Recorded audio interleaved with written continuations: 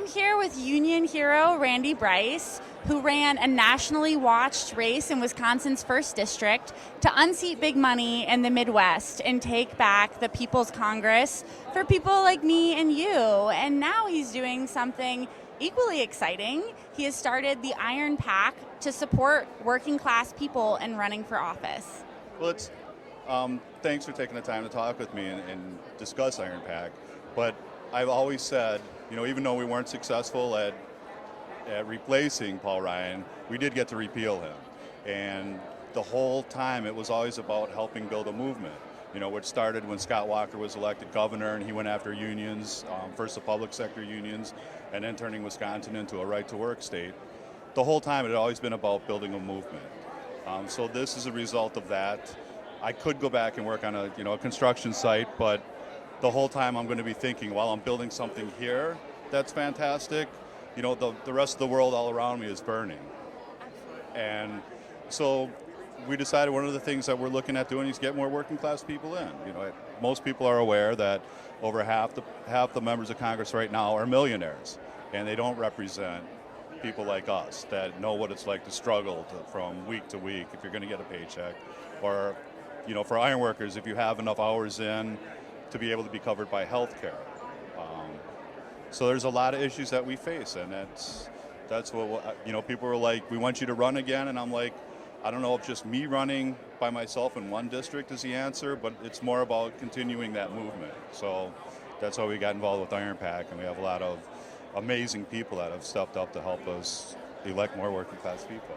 Well, and Randy, I think you're such a powerful example because you were such a powerful candidate, and you have a lot of natural leadership that you brought to this race that a lot of people were afraid to enter.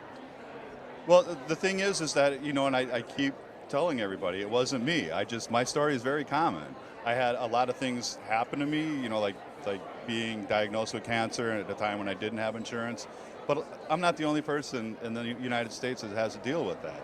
So people caught part of my story as being part of their own, and I think that's why our campaign caught on. But we need more regular people that know what that pain is, know what that suffering's like. That if your kid isn't covered by health insurance and he wants to go sled down a hill in the middle of winter, what are you going to do? Say, no, you can't go be a kid because I can't afford to let you get hurt? You can't do that. That's not the way. This country has so much to offer everybody, and we're just at the point where the income inequality is just so horrible that laws are being made. We saw with the the last Trump tax scam, where nothing happened to help us out, and we're seeing the richest people are the ones that benefit, and that's the wrong way to go. And what I love about what you're doing is there are so many people who I think are intimidated because if you don't have an Ivy League degree, you don't come from family money, and they feel like they're not in a position to be making public policy decisions. But what I love about what you're doing is, no, if you're an intelligent, competent adult who these decisions affect, you should be the one making these decisions. Right, and we need more people that don't want to run. That they don't see that as part of their bucket list as being a member of Congress or in elected office, and because we're looking at these wildcat strikes throughout the country. Teachers in red states that have a contract putting everything that they have on the line to go and lead their workers, to stand up for their workers' rights, and they're winning. They're having, state houses say, okay, we're going to back off because we see the strength that you have when you're united. We need those teachers, those same teachers leading those strikes, putting everything on the line. Imagine them being in elected office in state houses. They're going to continue to put it all on the line.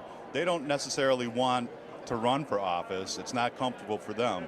But those are the people we need to reach out for and say, look, we're gonna draft you because you led us through this. You can lead us. You can be a representative on our behalf. We know you're going to fight for us. Absolutely, and I want to live in that America filled with union members and teachers and nurses and the people that do make this country great. So how can we get involved and support you? Where can people be involved with Iron PAC? Right now we have a website, ironpac.org, and you can go. We have an email list, let you know how we're going to get more involved. We're going to have some exciting news that we're going to announce coincidentally on Labor Day. as far as another direction that we're going to be taking. But just, it's a demand that people have been reaching out and saying, look, can you help us? We need a lot of help here too. So it's gonna encompass more, but it's going to also help generate enthusiasm for the upcoming presidential election from the bottom up, because the presidential election has they're going to have their level of enthusiasm, and we want to help get more people involved, because if you can't support somebody that belongs to an organization that you work with side by side every single day, what's the use? So it's really excited about the next step that we're going to be taking, and just have some fantastic allies, and again, it's another step continuing our movement. Thank you so much, Randy. Yes, please get involved with Iron Pack, and we look forward to hearing your big announcement. Thank you so much. Thank you so much.